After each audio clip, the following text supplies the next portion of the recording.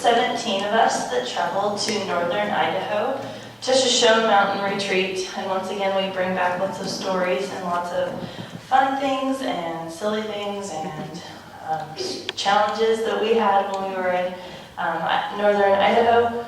I know there's a few more that should be here any minute, so bear with us if they join us, but I'll let them kind of share with you their highlights. I wanted to read to you, the theme this summer was called Unvanquished, a love story. It says, "For we are convinced that nothing, absolutely nothing, will be able to separate us from the love of God we have in Jesus," from Romans 8.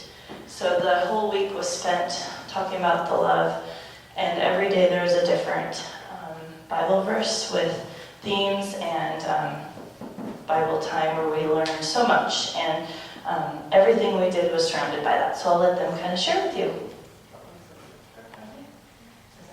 Are you good at that? We got Daniel's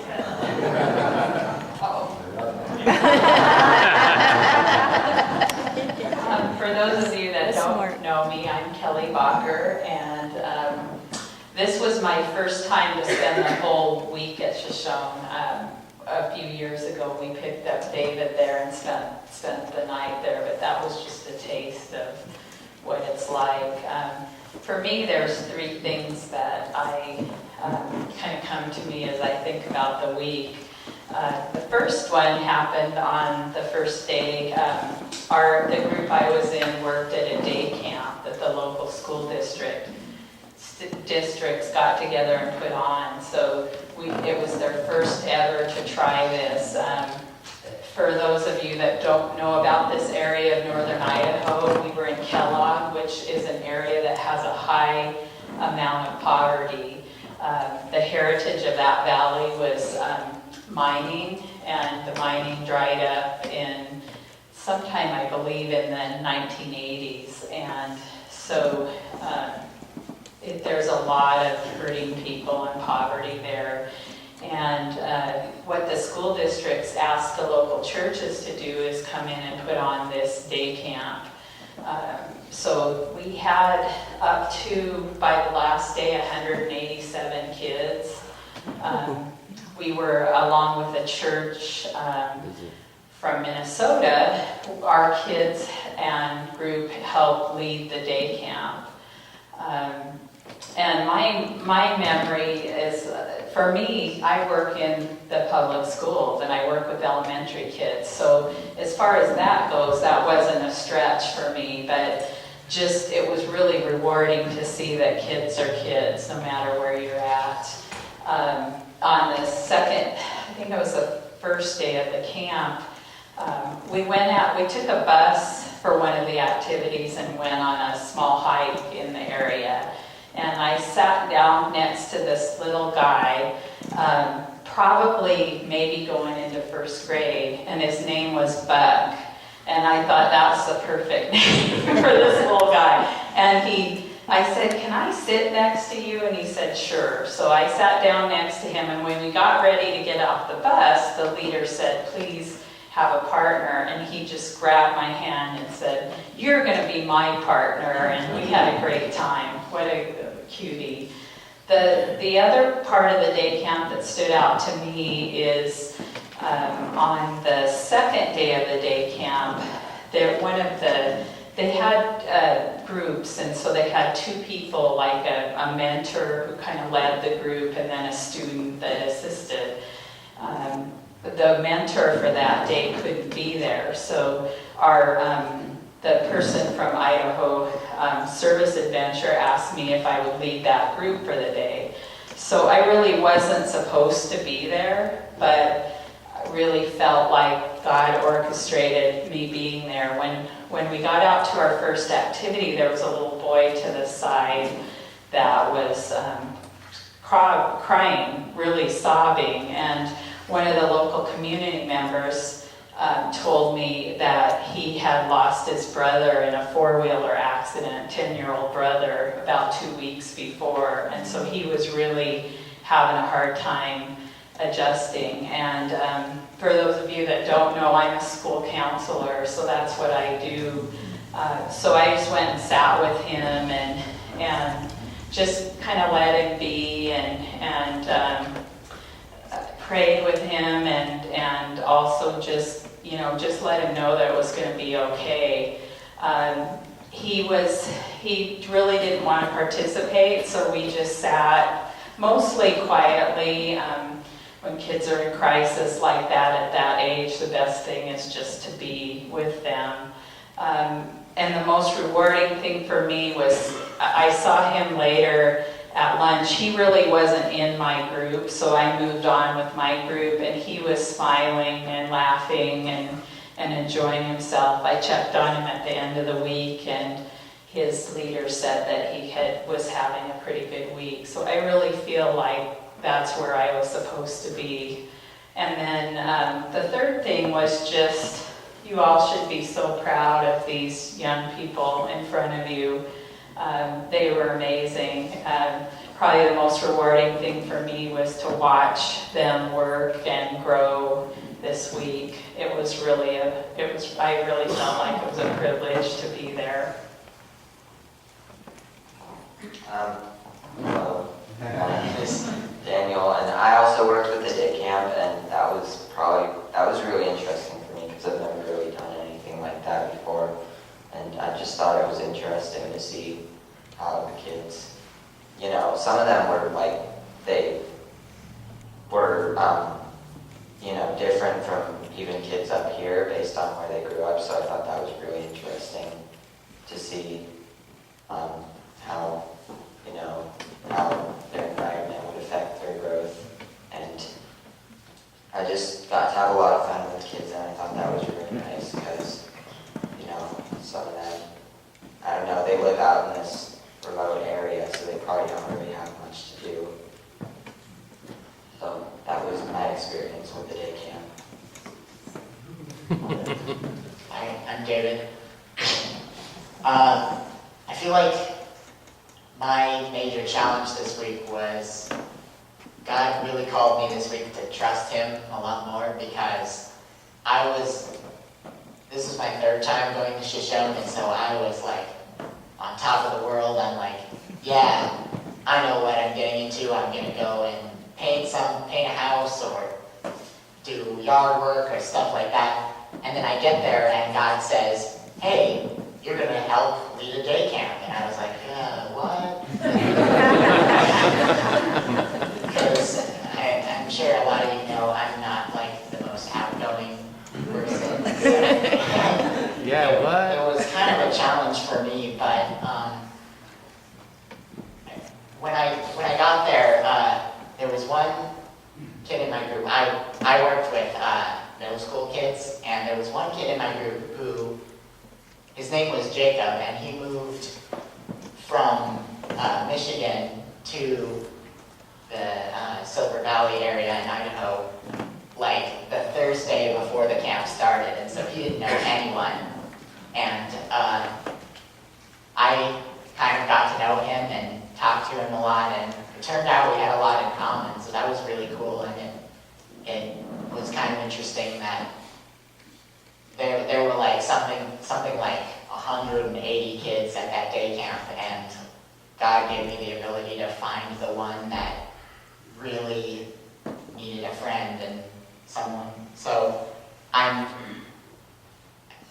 really hope that he finds some friends, and because he's going to be starting middle school next year, and that's a rough time in your life, so that would be really amazing. So I'm glad he had that opportunity. So that was the thing that really stood out to me this week. So this is my second time going on the trip, and I thought it was good. It was a really good experience. I didn't know we'd be working with a day camp either. Like I thought that we'd be doing some stuff that we did last year, like we cleaned for some elderly people, and some people painted houses, some people pulled weeds, stuff like that, and that's what I did last year. And I thought that turned out pretty well, but then we got there and then, like David said, it was kind of a surprise to be a part of a day camp, so that was something I had never done, and I really like little kids, so that was good. And then there was only one thing that kind of went wrong, but it ended up being fine in the end. Like, there were these two little kids that were fighting, and one of them was in my group that I was in charge of, and then the other one wasn't. And they were both like, they started fighting and they started hitting each other, and then I had to get in and just like go like this, and they're still trying to hit each other. And it was kind of like, I didn't know what to do. I've never like had to deal with that before, so that was kind of new for me. But it ended up being fine, and then they both kind of stayed away from each other the rest of the time. And then I'm glad that I went. I went with her. I wouldn't have gone if I didn't know her, so I'm really glad that she invited me last year and this year, because it's been a really, really good experience. I've had some really personal experiences that I've never had before. And I remember the first time that I went, this girl named Katie that was one of the leaders there told everyone that you may not think so, but by the end of this week something will change in you, I guess, or something will make you feel, she said you'll definitely be different by the end of the week. And I didn't, I kind of was like, I doubted it, but she was like, no, that'll happen. And then it did happen. And I'm thankful for that, because it was kind of a reassurance for me, because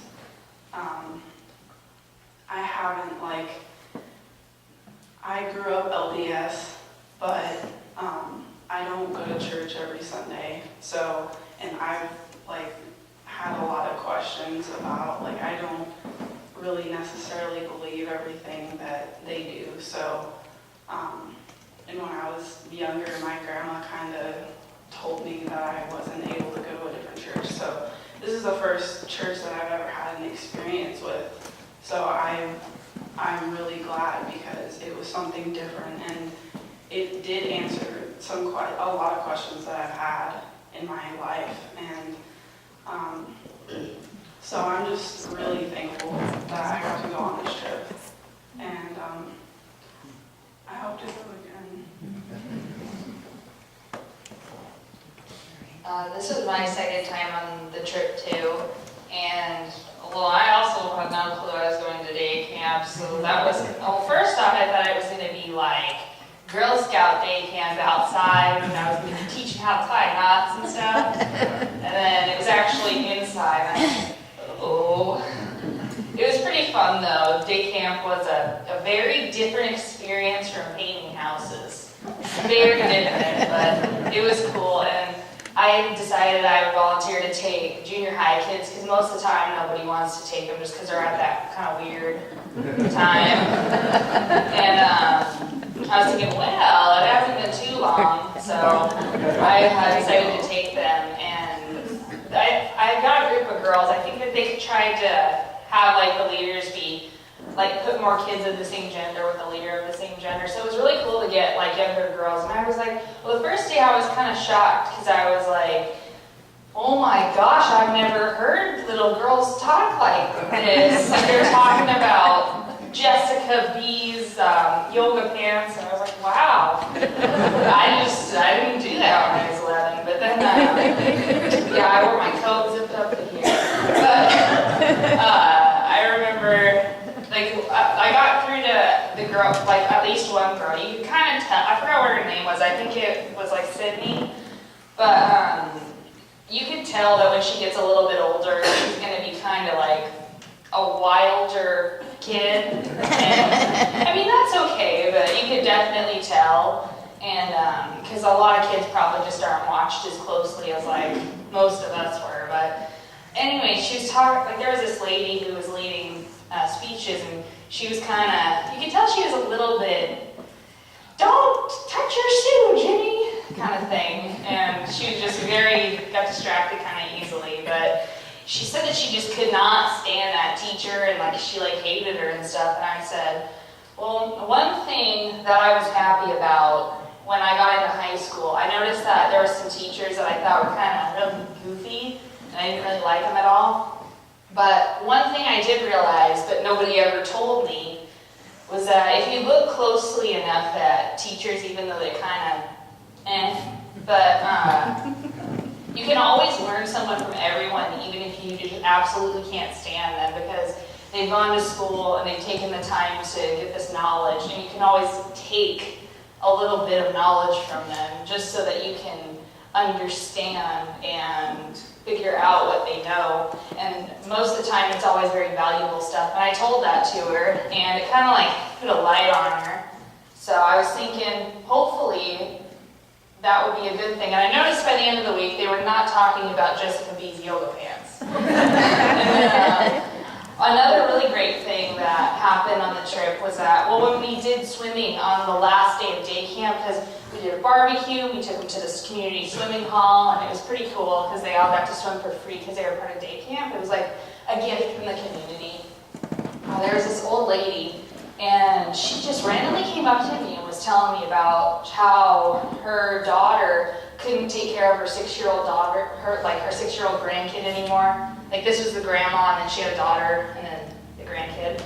And the grandkid, like she just got her, and she's 6 years old. And for some reason I was like, we just got to talking about all those things, and I said, probably the greatest thing that I've been able to experience in just like my life and growing up so far, because I'm only 17, but so it still goes on that I can do this, but like, my parents have always been really good with talking to me, and I've always been able to be pretty open with them. And a lot of kids can't really be open with their parents. So I was just telling her about how grateful I am to be able to tell my parents pretty much anything so I can get the help that I need, or so that I can be healthy. Like if I have pneumonia, I can be like, hey mom, I'm like sick and stuff. I need to go to the doctor.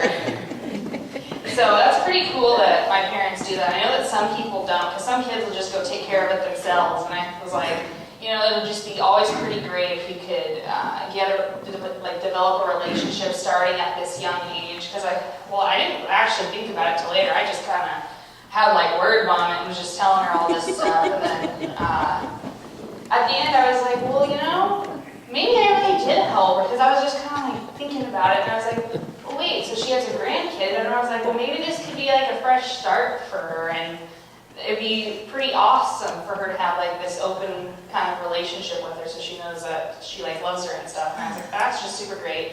And she gave me the biggest hug when I left, and I was actually kind of sad to go, but the bus was going to leave, so I almost got left behind because I'm kind of a chatty Cathy. But anyway, yeah, I know. Yeah. So that was my trip, and I liked it. So I also was with the day camp, and I was also not expecting to work with the day camp. Because last year, I wasn't really, because last year was my first year, so last year I wasn't really ready for anything that was going to come. So last year I was working out in the hot sun, moving things for this lady.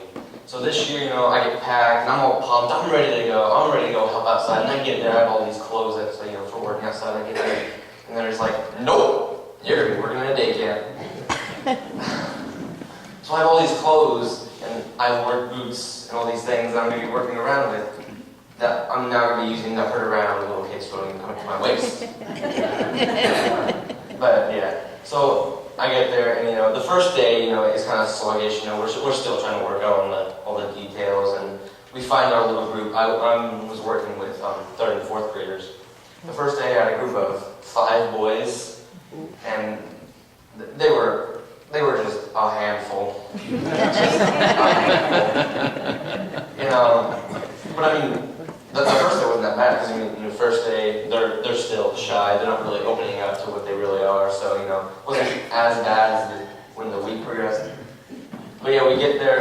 I'm working with this, because I was a helper. I was working with this lady, her name was Nicole. She was a local. And I get there and she's like, so, Ian, have you ever done anything like this? I'm like, yeah, I've kind of helped out with, VBS before, and I've done a little of this. And she looked at me dead in the eye, she's like, good, because I've never done anything like this. So she kind of hands me the reins, and I sort of take over the little kids, and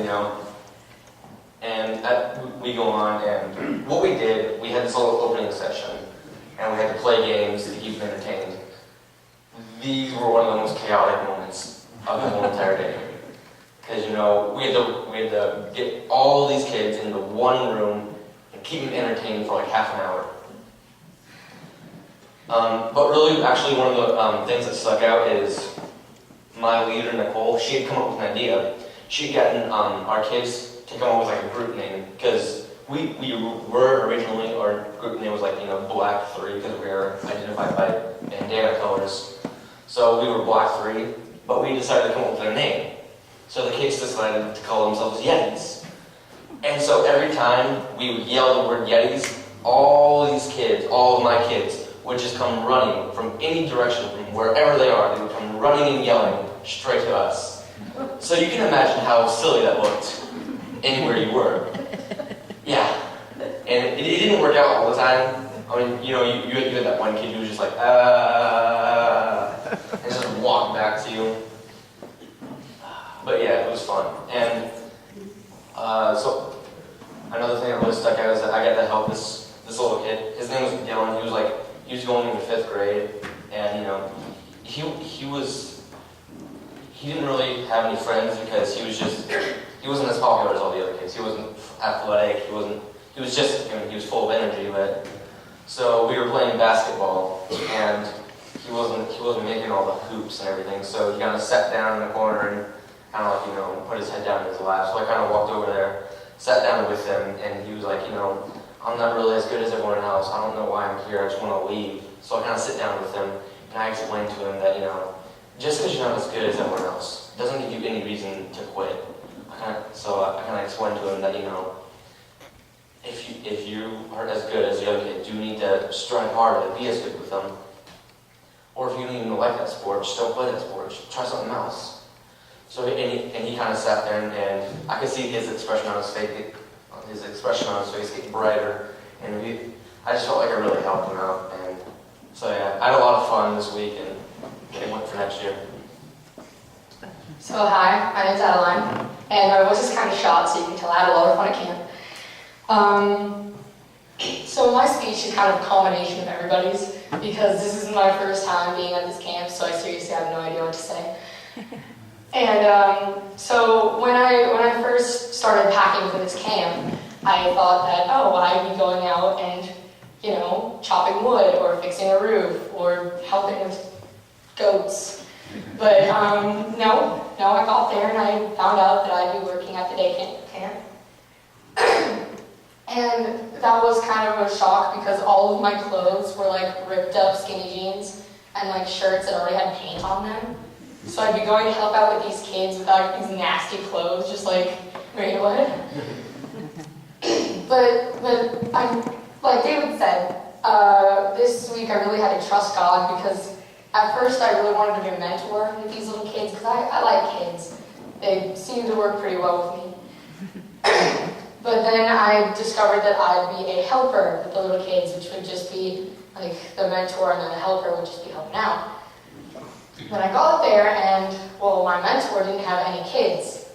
So that whole first day we were pretty much sitting in an empty classroom with this 80-year-old fishing dude that was teaching one of the sessions.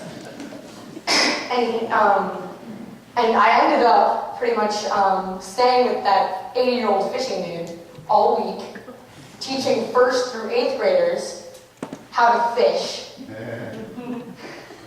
And so this 80-year-old man, he was pretty cool. His name was Ron, which I thought was a pretty cool name for a fishing dude. And so when we had any free time at all, he'd sit down with me and we'd just have bonding moments. He would tell all these really cool fishing stories about how he went to the Amazon and he caught like piranhas. And I thought that was awesome. Because it's the Amazon. I really had to trust God with all these like snap decisions that He was making, because I ended up not working with 5 kids like everybody else was, but working with about 140 of them, like throughout the week. So I'd meet like 5 kids one session, and then they'd leave, and I'd never see them again. And so it was really hard because some of these kids would bond to me, and they'd want to just stay there, but I'd be like, no, you have to go that way. You can't stay here unless you want to be fishing a whole week.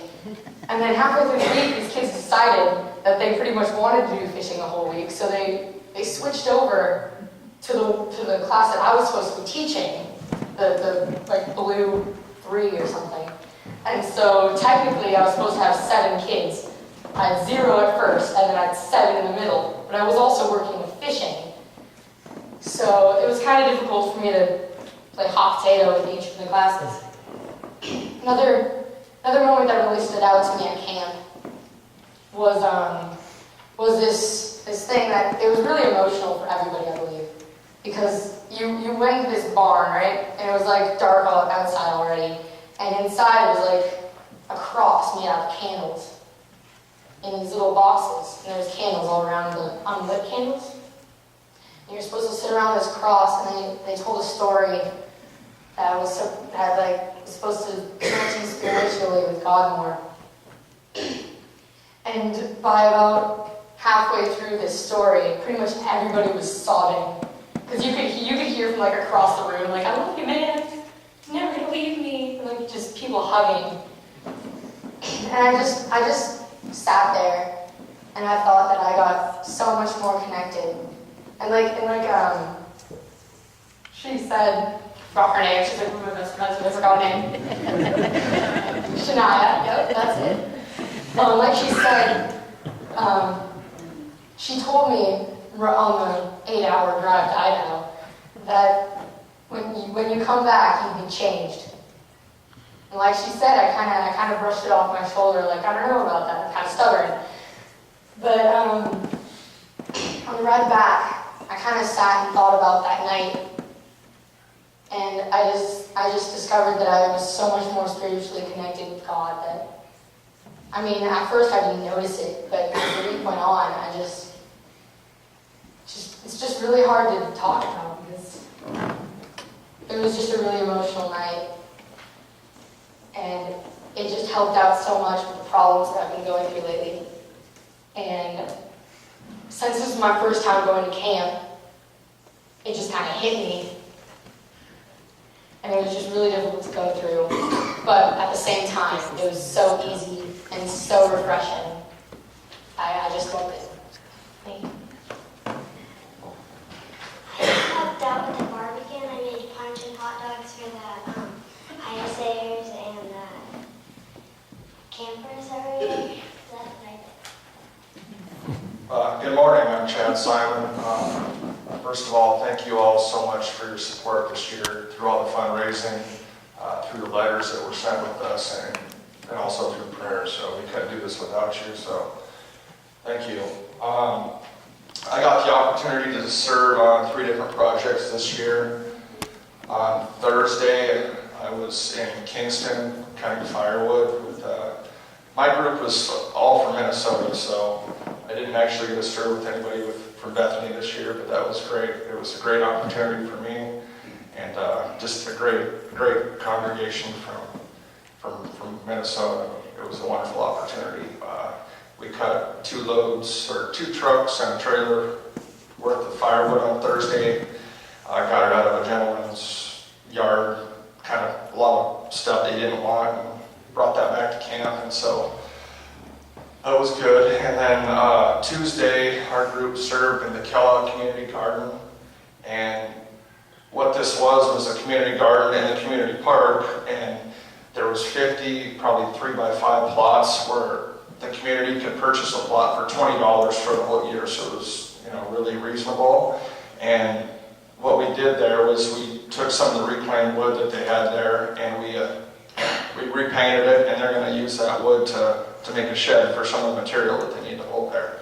And when we were there painting on Tuesday, it was just really neat to see the community come by and check on their garden. And, a lot of people really needed that space to, sustain themselves for the year. And then in addition, a lot of people were raising, produce to send to the food bank and whatnot. So it really meant a lot to the community program. That it's just really a great program. And Monday and Wednesday, I was in Murray, which is really close to the camp, 7 miles to the camp. So that was really unique because in the past I'd been on some projects where we were an hour away. So we were able to get a lot more work done and just spend a lot more quality time. We were at a lady named Rose McGrath's house. We took down an old balcony without breaking anything or anybody, and we did some painting for her. Rose had a pretty rough life. On Monday, it was a tough can to open, but I finally got to pry in and created some good conversation with her on Monday, and I felt good about going back there on Wednesday. So Wednesday morning, our team showed up, and she informed me that her ex-husband had been going through some tough times, and might be in the final days of his life, and kind of just got a feeling that, all right, her ex-husband's probably going to pass away today, and I'm just glad to be here to support her. And a half an hour later, she got the phone call, and it wasn't so much that she cared for her ex-husband, but they had 2 kids together, and one of them was a daughter that had special needs. So she was really, not knowing how that daughter was going to take it all in. And so it was really good for me to be there and just give her the emotional support. I felt like that was my calling, that was my purpose, and I was able actually to go back later that day, and we took a load to the dump, and so I got to spend an extra hour with her, and it was just really, really unique, and I felt really blessed to be there and spend that time with her, and I felt like that was my calling. So, when we're called, it's not always what we want to do and what's in our comfort zone. It's, we're called to do certain things for certain reasons, and I was grateful for the opportunity. I first want to thank you all for listening. We've been talking for a long time, and I realize that I won't talk for long. I just have to read to you a few things. There's a handful of people that aren't here. Kim Nelson was with us, and she had a family commitment, so she literally took off and headed back on Eastern Washington, but she wanted to tell us that she had an amazing time, and that she didn't do the day camp. Her and Chad were the only 2 adults that didn't do the day camp. They actually were called to do service projects due to the fact that they needed our vehicles and adults to go. So she was able to go to a nursing home and to 3 other job sites and do some work on those homes. So she was able to kind of take Minnesota youth to do that. And then Connie isn't here this morning. Fiona, her daughter, wrote that her highlights, she worked with a deaf child at the day camp, and his name was Richard, and she really got to be buddies with Richard, and that she felt like she was able to show him kindness and God's love. And then Connie said that her highlight was watching each of our youth shine. They didn't even know what potential they had until they were put in the spotlight, and I think that rings true to what they've told you this morning. They've told you more than they have said all week long. True story. The quiet ones really branched out to the day camp kids, and it was really amazing to watch. And then Mackenzie Ford, who happens to be Fiona's really good friend, she's come with us for, a couple of years, I believe. She had to go to work. She'd been gone with us. She wrote, "I had a great time at Shoshone. The people were so kind. The day camp that I attended was absolutely amazing. I got to build relationships with 21st through 3rd graders. And this one little girl in my group was named Cassandra. She made camp perfect. Cassandra has autism, and things were a little harder for her to understand. But when I would show her the daily words, they had a character trait every day, like integrity, honesty, and they would work on those every day. And I would explain them to her. It was amazing how well she understood them and how excited she was to learn about God. At the day camp, we did many different activities to keep the kids entertained, as well as to teach them something about God. In my opinion, the day camp this year was a success, and I had a blast at Shoshone. I think it was an amazing experience, and you should all try if you get the chance." So that was from Mackenzie Ford, one of the other youth that went with us. I do want to say, I feel like a lot of the kids talked about day camp and they were like, well, we didn't know we were going to do day camp. We didn't know we wouldn't be painting houses or chopping wood. And yes, it's true. When Clint called me about the week prior to going, he said, you know what? The community has come together. These leaders of churches and 3 superintendents of the area have come together and said, we want to put on this day camp. Can you help us? And I said, Clint, you know what? We're called to come there. We'll do what we are called to do if that's what you need us to do. And that's where God needed us. There was lots of community members that said we would not have been able to have this day camp if they call us ISA. If ISA had not been there, Idaho Servant Adventures. So I know that a lot of the kids talk about not knowing that they were doing that and expecting to be on houses and roofs and chopping and painting, but they really were called, and you can see that in their words, that they had purpose. But I would more so like to thank you as well. I know that it takes a village to make things possible, and through your prayers and your financial support and your words of encouragement that we were able to read as we were on our journey, we were able to make this a successful trip for the 17 of us that went to Northern Idaho. So I think that's all I have. We have a slideshow we'll put up in the narthex. The Bachers have put together some of the pictures that we've worked on. And again, thank you for listening to us. We talked for a really long time. I'm sorry. Thank you. Oh, Nancy. I would.